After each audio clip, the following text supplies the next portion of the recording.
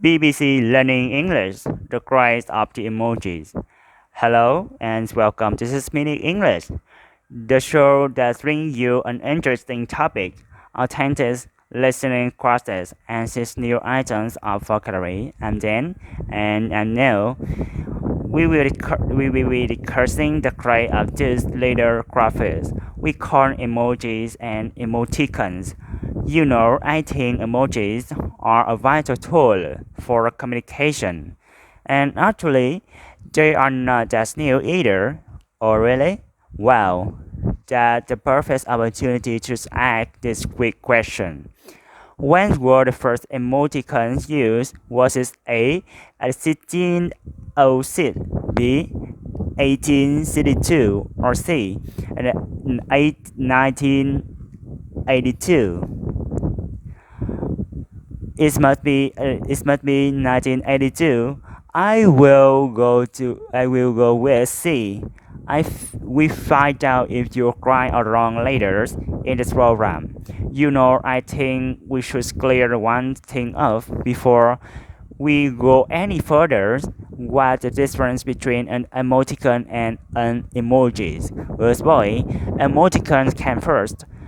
They are images made using normal key on a keyboard, usually punctuations, letters, and numbers.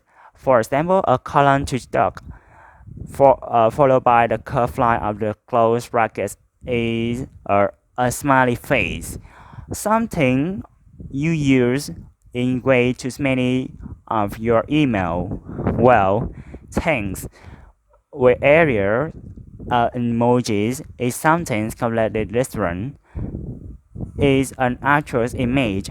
It could be a simple yellow smiley face, or think like a dancing lady, or over even a bowl of noodles. Yes, on the later images we have in our phone, but you have convinced me. Why do people use them so much? Well, let's listen to Professor V. Ever. He wrote a book called The Emoji Code. They emulate to express emotion and empathy in digital communication, and recently that we finding that digital communication is taking over from certain aspects of face-to-face interaction. In the UK today, for example, I just spent 22 hours online on average a week. One of the reasons emojis is so interesting is that they really do emulate to express our emotional self much more effectively. Okay, so he used very useful word. Empathy is mean the ability to show you understand someone else's feeling. Okay, tell me more then. Yes, adding an emoticon can show you understand and express emotion and show empathy more clearly. In digital communication, we reflect a visual signal. We have having face-to-face interaction. He say, interactions meaning when people or teams communicate with each other, we can also interact with things like machines, computers, and social media. Yes, Professor even say 60% of information when we talking each other come from nonverbal cues.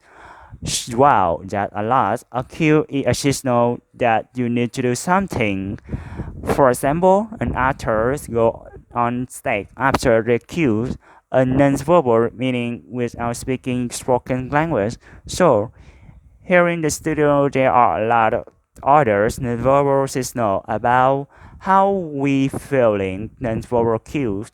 For example, my facial expression, my body language, and looking at my eyes. Then they are clean up brains in there somewhere. No? Okay. So let's apply this to digital communication. Imagine I send you a text saying I hit my finger with a hammer. How would you respond? Well, it is bad. Did you hurt yourself badly? If I follow this with a sad face emojis, then I guess I know you hurt yourself. Who are you?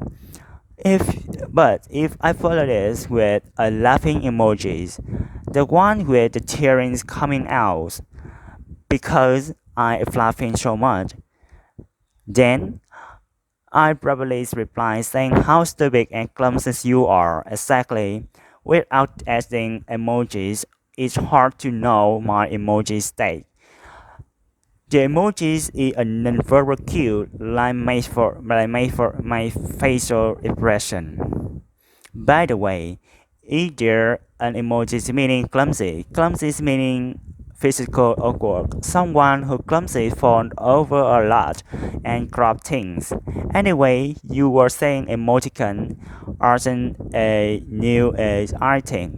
Yes, I asked when they were invented. Is it A at 1606, B 1862, or C in 1982? I said 1982.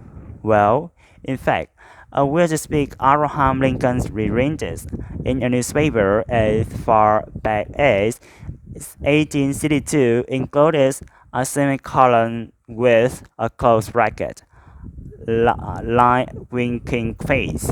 Exactly, though people think this was sadly just typographical error, or what we normally call a typo. A typo or a spelling mistake made when typing too fast or carelessly.